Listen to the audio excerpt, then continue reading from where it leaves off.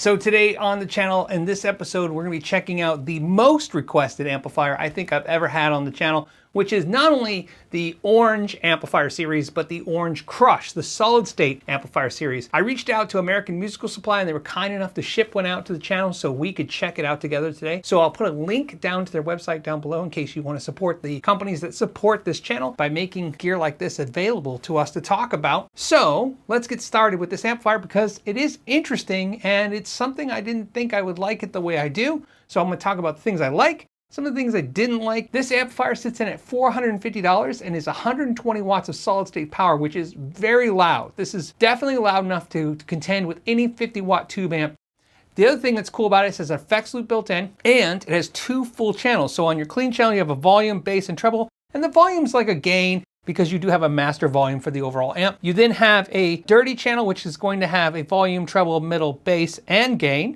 You have a three-way switch because it has digital reverb, allows you to pick between a spring, hall, and plate with the control of that reverb. That is a global reverb, so it's like for both channels. You can't isolate it to one channel. The effects loop is also for both channels, so again, you can run any effects you want. It is foot switchable, however, it doesn't come with a foot switch. The other thing that's really important to note is the amplifier is not light. It's a heavy amplifier, not as heavy as, let's say, a 50 watt tube amp, but it's pretty heavy amp, so it's not like it's ultra light like a Class D style amplifier. It's a solid state with big transformers in it. It also has a cool feature here, which is clean and dirty is switchable at the front, but they made it look like the standby switch, which I thought was really cool. And they gave you the orange jewel. So you know, Ty Tabor from King's X uses solid state orange amplifiers. I believe he uses the older 100 series, not the 120s, and they are supposed to be releasing a new 100 Crush that's gonna have like IRs and other things in it, but that may make this even more affordable for you guys looking at this amplifier, so I thought it'd be worth checking out. I'm running this through a 212 cabinet with vintage 30s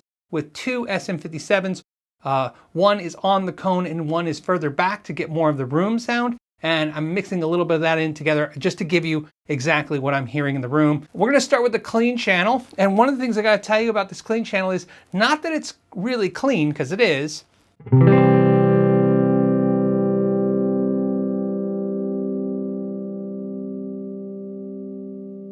It really sustains.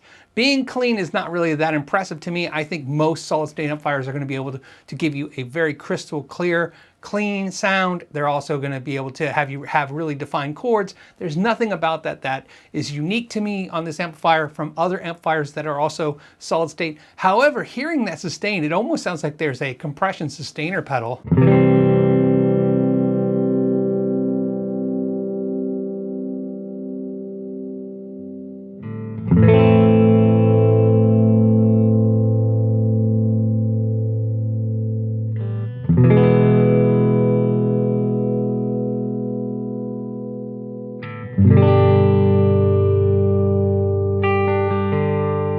Got a little carried away. It's so, think of this, the sustain on it's so long that it almost made me just not want to wait it out.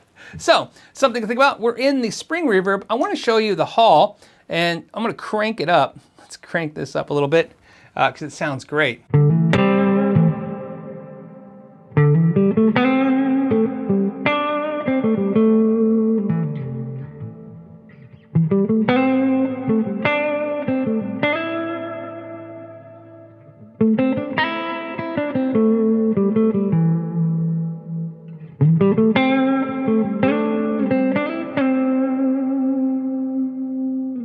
I love that. It's great. Put it on the middle position of a guitar and you can do some kind of cool droning pick through like.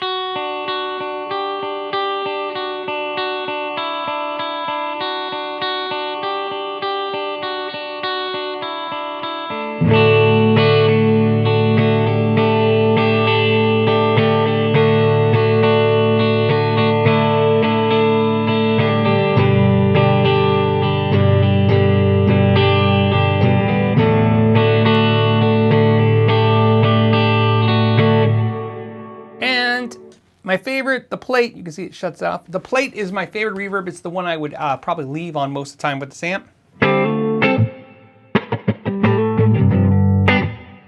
What I like about plate is I always feel like plate, digital reverb, that is plate reverbs, really sound like the reverb happens at the end of the attack. So I feel like I get the chord out, and then at the end of that chord or the note, I get the reverb at the end. It's really happening at the same time like any other reverb, but that's why it's just the way it kind of comes across to me. I like it. It feels out of the way, which is actually important to me because a lot of times when I'm playing clean, I play a lot of...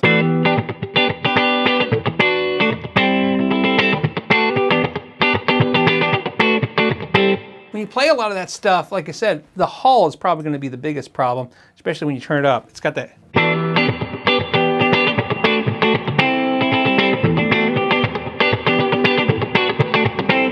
Just feels like that's a little too much going on. So I'm going to leave it on the plate. But like I said, it's kind of nice to have all three features. Definitely this amp does well. We'll definitely check it to see how it takes pedals. One thing I will tell you is you want a boost pedal with this because this is what I noticed about the gain. The gain on this amp sounds really good. However, it can take you into the metal territory. Obviously, guitar players like Ty Tabor use it. However, it seems like when it's turned down, so like I said, I'm gonna run the gain right now at about 11 o'clock, okay? And on the gain channel. And then what I wanna do is turn the reverb down, if you don't mind.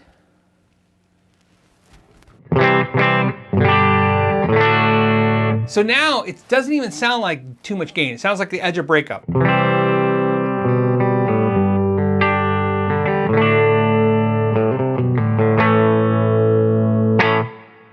And that's where I like it the most.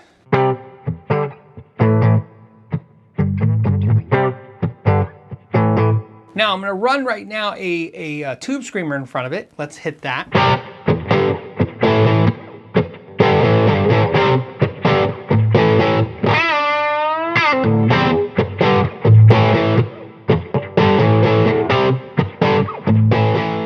Now this is where I want to switch to a Strat style guitar.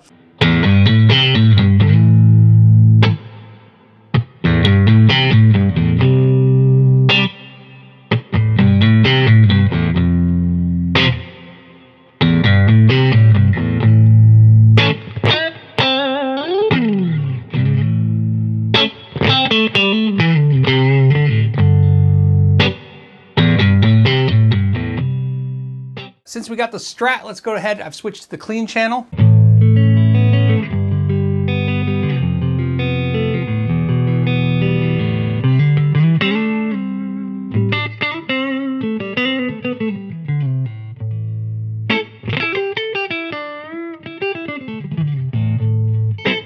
So now on the gain channel, what I want to do is run it to about 2 o'clock.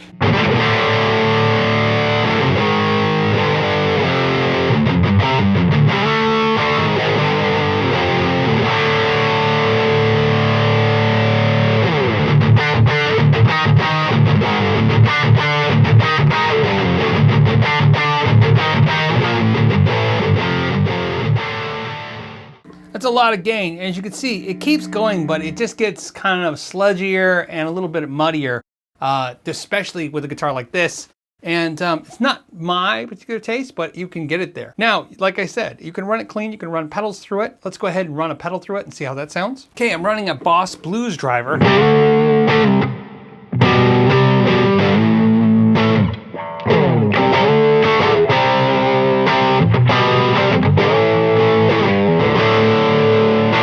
Like I said, you can plug in a foot switch that'll let you change between the two channels. You could also plug in an additional foot switch that'll let you turn the reverb on and off if you'd like to do that. So that's a cool feature as well. Other than that, I have to say, sometimes you guys lead me down the best roads.